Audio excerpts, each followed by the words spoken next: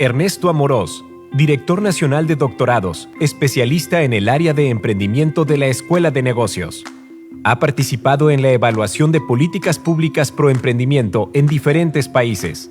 Ha escrito más de 40 artículos académicos publicados en revistas internacionales y es editor asociado de la revista de Business Venturing Insights y International Entrepreneurship and Management Journal. Es coautor de más de 30 monografías sobre dinámica empresarial a nivel internacional y coopera con instituciones importantes como el Foro Económico Mundial.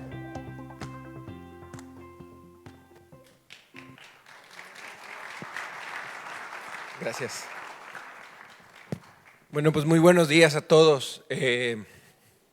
La verdad que es un placer estar en este foro, aquí en el 50 Congreso de Investigación y Desarrollo del Tecnológico de Monterrey. Agradecer a toda la organización que me permite pues, estar con ustedes el día de hoy, ¿no?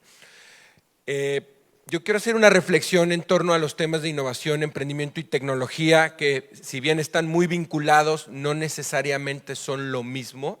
No todo emprendimiento es innovador, no toda innovación proviene de la tecnología. Sin embargo, pues estos conceptos, al estar tan vinculados y tan interrelacionados, pues nos permiten dar una perspectiva muy importante de lo que es el emprendimiento y la relevancia del emprendimiento en un contexto como el que México necesita, ¿no? Y voy a hacer también un recuento un tanto histórico, más reciente, y me voy a basar en dos corrientes de pensamiento económico que definen a los emprendedores y las actividades que hacen los emprendedores para precisamente introducir innovaciones o cambios disruptivos que precisamente pueden afectar a los mercados. Y la primera gran corriente de pensamiento viene de este economista Israel Kirzner, que decía que los emprendedores son aquellas personas que identifican oportunidades y después las van a explotar, dado que existen ciertas restricciones en el ámbito tecnológico. Desde el punto de vista de Israel Kirzner, cualquier persona puede detectar una oportunidad en cualquier momento, en cualquier industria y prácticamente realizar una actividad emprendedora. Esto obviamente es muy positivo, sobre todo cuando existen este tipo de restricciones tecnológicas. Pero tenemos otra corriente de pensamiento que fue introducida por otro economista de la escuela austriaca, que también era de origen austriaco, y que después migró a Estados Unidos, que es Joseph Schumpeter. Y Joseph Schumpeter decía que los emprendedores son aquellas personas que introducen innovaciones radicales y que el mercado acepta como tal, y esto recombina toda la función de los factores.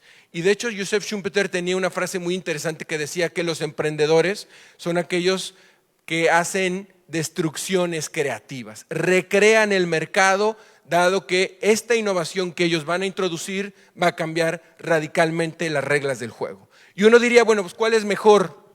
No es que haya una prevalencia de uno o sobre otro. Sin embargo, es precisamente la recombinación de muchos de estos factores, tanto de innovación y lo de tecnología, que hacen que los emprendedores tengan más o menos impacto. Y es un poquito lo que les quiero comentar el día de hoy. Si yo dijera que desde el punto de vista de Kirzner, cualquier persona pudiese ser emprendedor, y yo les dijera, ¿dónde se concentra la mayor cantidad de actividad emprendedora en el mundo? Es decir, individuos, personas que creen que al estar realizando una actividad emprendedora van a generar algo positivo.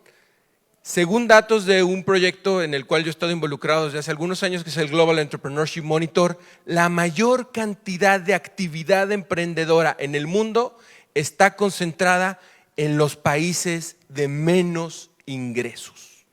Es decir, las economías en vías de desarrollo, aquellos países que están localizados prácticamente en América Latina y en el África subsahariana, reportan la mayor cantidad de personas involucradas en actividad emprendedora. Y uno diría, bueno, pues esto tiene mucho sentido, dado que las restricciones tecnológicas que existen en este tipo de países hacen que las personas necesariamente tengan que volcarse hacia el emprendimiento como una forma de subsistencia. Y entonces el emprendimiento es una respuesta precisamente ante la falta de oportunidades innovadoras en cualquier otro medio de subsistencia y en el medio laboral. Si esto lo comparamos en el sentido kirchneriano, es decir, donde la gente emprende porque no le queda de otra, es lo que nosotros llamamos el emprendimiento por necesidad, versus la oportunidad real de hacer algo innovador. Y miren qué interesante. Si yo pongo una tendencia lineal sobre el emprendimiento por oportunidad versus el ingreso promedio de los países medido por el PIB per cápita, podemos ver que hay una tendencia lineal y creciente, de tal manera que aquellos países donde hay mayores ingresos, las personas reportan estar persiguiendo mejores o mayores oportunidades de negocio.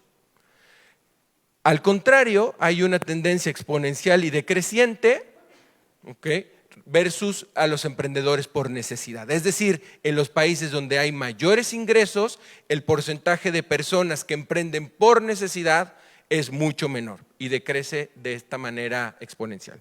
Si yo aquí pongo y grafico los países de América Latina, podemos ver que la gran mayoría de los países de América Latina que tienen ingresos medios menores que los países desarrollados, tienen un mayor porcentaje de emprendedores por necesidad si lo comparo contra los emprendedores por oportunidad. Entonces, desde el punto de vista de Schumpeter, pues algo estamos haciendo mal, porque deberíamos de tener mucho mayor propensión a tener emprendedores por oportunidad versus por necesidad. Entonces viene la pregunta, ¿qué está fallando? ¿Qué es lo que estamos haciendo mal cuando nosotros incentivamos a que la gente emprenda? No necesariamente emprender por necesidad es algo malo, puesto que, regresando a la tesis de Kirchner, pues el emprendimiento es una reacción dado las restricciones tecnológicas.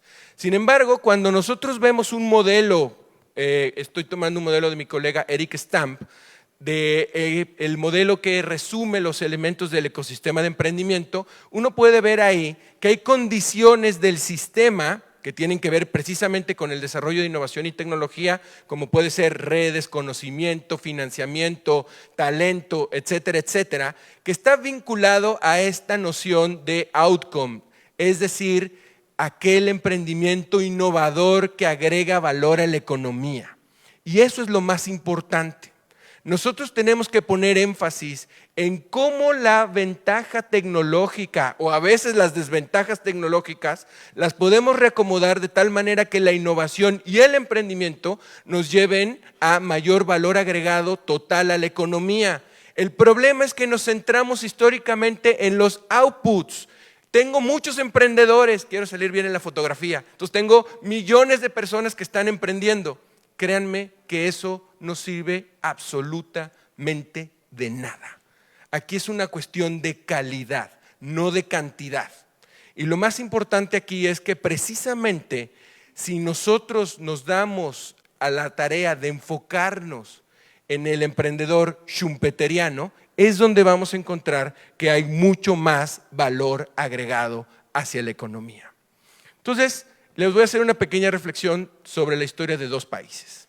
Bueno, tres. Israel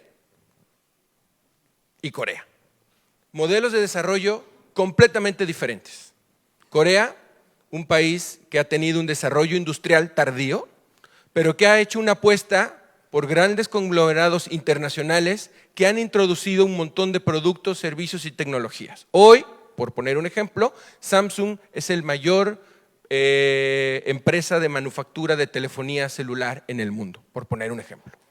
Israel, la conocida Startup Nation, que también ha sido un milagro económico en un país relativamente joven, en el medio del absolutamente nada, donde no hay absolutamente nada, ni agua, y rodeado de puros enemigos que todo el tiempo están viendo cómo hacerles la vida más imposible. Sin embargo, el milagro económico de Israel ha estado basado en buena parte precisamente por incentivar a la innovación y a la disrupción tecnológica. Si nosotros comparamos estos dos países y los graficamos con los datos del gasto en investigación y desarrollo, que es esta información más reciente disponible de la OECD, vamos a ver que Israel y Corea son los dos países que invierten más en investigación y desarrollo entre este grupo de países de la OECD. Ahí puse el promedio de la OECD, China y México tristemente está en el antepenúltimo lugar. ¿Ok? Ahí estamos. Y aquí podemos ver cómo ha sido el gasto en investigación y desarrollo históricamente. Entonces ahí está el promedio de la OSD en medio, Corea e Israel allá arriba y México plano. Y yo creo que años va así para allá. Bueno, y es parte de la historia. Y si uno ve el crecimiento del PIB, aquí es lo más interesante. Uno puede ver cómo en los años 70 Corea, México e Israel tenían prácticamente el mismo ingreso de PIB per cápita. Pero cuando se toma una decisión de empezar a invertir en tecnología, innovación y emprendimiento, podemos ver la diferencia sustancial en el crecimiento y en la convergencia tecnológica que también nos hablaba Jorge hace algún momento. Entonces, ¿cuál es la relevancia de la innovación y de las nuevas tecnologías en todo esto? Primero, lo más importante, y parafraseo a Kevin Kelly, editor de la revista Wire, y lo traduzco simultáneamente, el bienestar en el nuevo régimen solo se gana a través de la innovación, no optimizando. Esto es, el bienestar no se gana perfeccionando lo que sabemos, pero tratando de dimensionar lo que imperfectamente no sabemos. La innovación está en el corazón del cambio. Y es muy importante que entendamos que es la innovación precisamente la que nos va a dar los saltos cuantitativos que necesitamos. Y pongo un solo ejemplo de una sola tecnología, los drones. En el año 2010, hace 9 años, la Autoridad Federal de Aviación de Estados Unidos estimaba que iba a haber 15,000 drones civiles dando vuelta en el aire de los Estados Unidos. Hoy se venden 20,000 cada día. ¿Ok? Y fíjense algunas de las aplicaciones que podemos hacer con tecnología y con innovación. Un dron puede fertilizar 1 hectárea en 4 minutos utilizando 1 litro de agua, 1 litro de fertilizante y 10 litros de agua. Si lo comparamos con la tecnología tradicional, 1 hectárea te tardarías 2 horas con 2 litros de fertilizante de nitrogenado y 100 litros de agua. ¿Ok? Aquí estuve el año pasado en China, ahí podemos ver el ejemplo de un dron para uso de agricultura. Ahí está, son más o menos, miden 1,5 metros, completamente autónomos, se programan, hay un operador simplemente que está vigilando que el dron no haga cosas raras. Si el dron hace cosas raras, le disparan con una pistola láser y aterriza sin dañar absolutamente nada. El dron despega y empieza a fertilizar cualquier tipo de cultivo de manera automatizada. ¿Okay? Eso es innovación. Eso es disrupción y ese es un modelo de negocio emprendedor. Esta compañía china es la número 1 en el mundo en este tipo de tecnologías. ¿Okay? Y uno diría, bueno, ¿y qué estamos haciendo aquí en México? Pues ya para finalizar, ahí tengo una imagen que a lo mejor no les es muy común a muchos de ustedes. Esto es un vehículo deportivo que se llama Bulk, que es las siglas de Vehicle Ultra Lightweight High Performance Vehicle. Esta es tecnología 100% mexicana. Es un vehículo deportivo hecho en México con innovación abierta, con componentes que vienen prácticamente de 30 países y es un vehículo que no necesariamente se vende en este país, ya se están vendiendo aquí en México, pero que ha tenido muchísimo éxito en otros mercados, como el mercado estadounidense, como el mercado británico. Ese vehículo, que es el primer vehículo deportivo 100% homologado para andar en cualquier calle de cualquier ciudad, en cualquier parte del mundo, es tecnología 100% mexicana. Sí se puede, muchachos, ¿ok? Nuestro país necesita más proyectos innovadores de esta naturaleza. Necesitamos ser emprendedores de tipo schumpeteriano. Necesitamos disruptir el mercado y tenemos la capacidad de hacerlo porque tenemos las herramientas, simplemente tenemos que empezar a pensar en grande. En 20 años estarás más decepcionado acerca de las cosas que no hiciste que por aquellas que hiciste. Suelta las amarras, navega lejos de puerto seguro, captura los vientos a tu favor en tus travesías. Explora, sueña, descubre. Mark Twain dijo esto hace casi 100 años. Hoy es el presente. La innovación y el emprendimiento están presentes. México nos necesita. Muchas gracias. Excelente presentación. Muchísimas gracias. Excelente tiempo. Tenemos tiempo para 2 preguntas. ¿Sí se oye? Sí se oye, sí se oye. Perfecto. 2 preguntas. Todo muy claro. Exactamente. Todo, no, acá están, mira.